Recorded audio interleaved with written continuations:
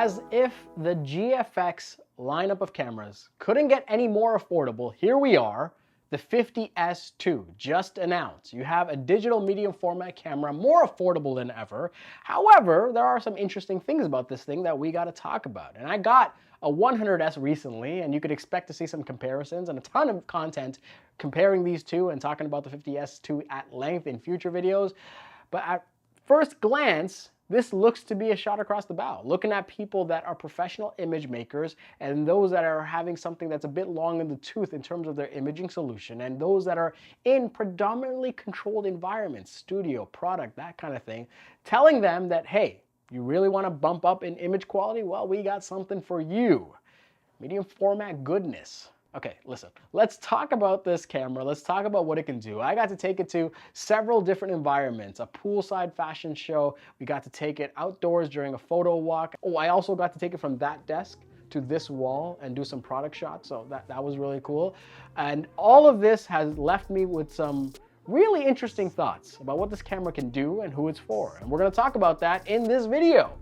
So with that out of the way, let's get this started. But God might be on vacation, and the promised land ain't never promised. My baby telling me to be patient, but the devil always working overnight, my darling. All right, moment of complete honesty. It is late. It is very late. It is way past my bedtime, because if you follow me on Instagram, you know I'm a morning person. So we're gonna do it a little bit differently. I wrote down my thoughts, and I might be glancing at this thing and then talking to you guys just to keep on track. Because you know what?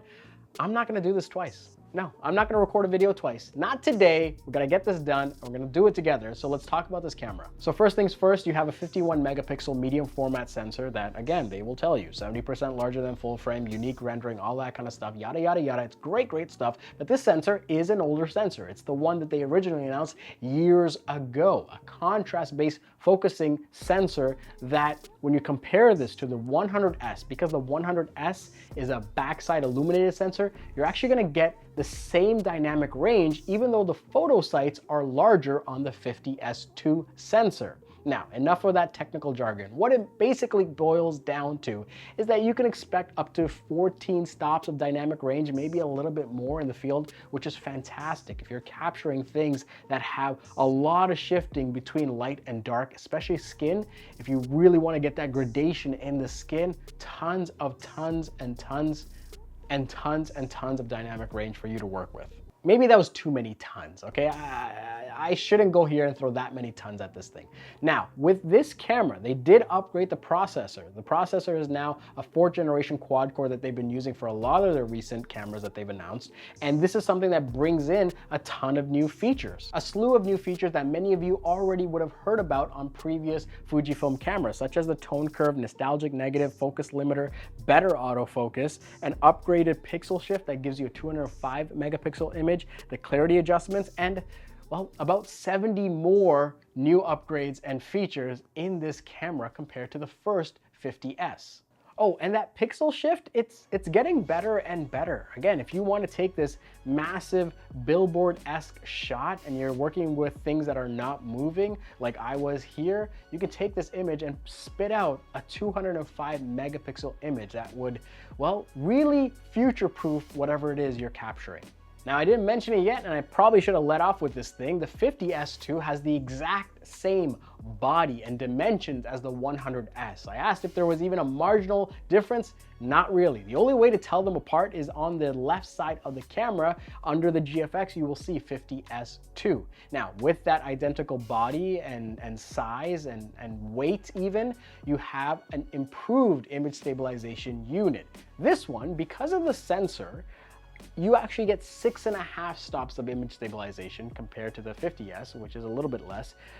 Not a huge difference, but ultimately what it means is that if you're in the field, if you're shooting handheld, you can go down to 1/5 of a second, maybe even 1/2 a second, and get really usable shots. And that is quite crazy. So if you're the kind of person that likes to add motion in your shot, you might actually want to turn off the image stabilization so it's not counteracting the creative adjustments you might be doing with your camera.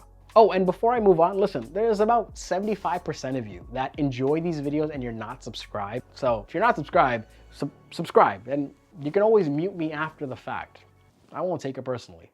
Now, when I was talking to Fujifilm, they told me that this has an improved autofocus mechanism and can focus as low as minus 3.5 EV, and how the numbers on the chart, when I was looking at them, didn't spell out a huge difference between this camera and something like the 100S from Fujifilm.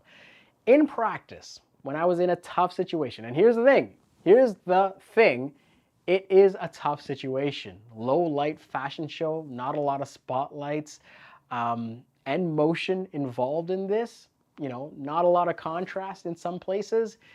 In those environments, the autofocus was nearly unusable. And when I turned on the focus peaking and tried to manual focus, even that was challenging because the sensor, and I imagine it is the sensor, couldn't render it in as clear a way as the sensors on newer cameras like the X-T4 or the 100S do. So when I was using this thing in that environment, I had to go manual focus, and I almost had to do this pseudo zone focusing where I would look at the bottom range and estimate it to, maybe 3 or 4 meters, I should say, and from there try to map my shots. And if you're wondering, a lot less shots landed than I had hoped for, but here's the thing, when I was using a flash unit on this camera, shooting it with a low shutter speed and predicting where the subject would be, it was still possible to get an in-focus shot.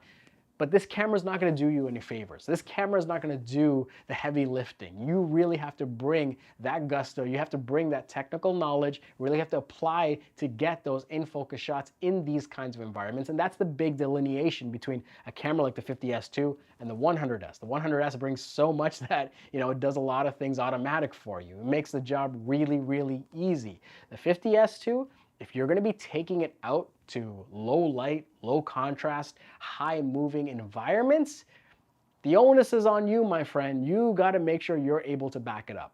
Now, that being said, when I was capturing during the daytime, during a quick photo walk, it was crazy fast. This thing, I couldn't perceive a difference between this camera and the 100S. And I'll have to do more testing on this, but it was something that worked very reliably in well-lit environments and really impressed me in that, with this small body, affordable pricing, and a lens like the 35-70, this can be a decent walk-around solution that if you're capturing architecture or landscapes where, there is a good amount of ambient light available, a very usable solution, and again, to an already fantastic sensor. And when I say fantastic sensor, I should clarify that the image quality of the sensor is really, really, really good. I've used the sensor before, and I have some images in my portfolio that I'm very proud of from this sensor, and they still hold up. And what's great is that when you're capturing this, you just have a beautiful gradation in skin tones or even fabrics that you can go back to and really pull a lot of detail from. Oh, and if you're using this camera, make sure to turn on the rapid AF setting so it is at the fastest performance possible. What's nice is that this uses the X-T4 battery that they introduced, a nice slim battery, which gives you about 455 shots according to them. A good amount of battery life with this camera. So turn on that rapid AF. It's something that you'll probably want to rely on, especially if you're using it in more movement dynamic environments. I think what really impressed me the most is that having a camera like this in a portrait studio setting, in a product photography setting, and maybe people that are capturing outdoor events, again, depends on how much movement is involved. I think that's really where this camera is going to shine.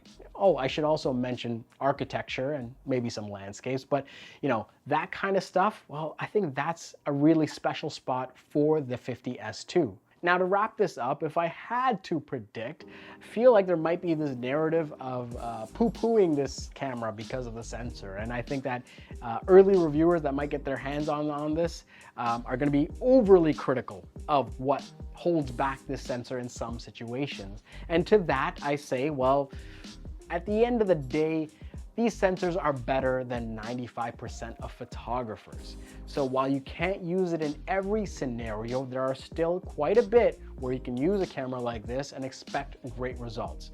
It really comes back to people like Fujifilm and their marketing team, people like myself that are taking these things and testing it out to better qualify and really say who's going to get the most value out of a solution like this. And I think I've highlighted a few spaces, industries, genres that can expect that value. I look to test this out even further and bring this content in future videos and expand on this. But more importantly, let me know what you think and what you want to see in the comments below. Is there something specifically you want me to test? Is there some question that you might have? Let me know in the comments and I'll do my best to include that in the future videos. And there you have it. That is the 50S2. It will be available in late October. October 21st is what I've been told, and you can pre-order it now. You can get it as a body only. You can get it as a kit with a new 35 to 70. And you know what? We're just going to continue testing this thing and see what it can do. As always, my name is Gajan. Thank you so much for watching, and I'll see you next time.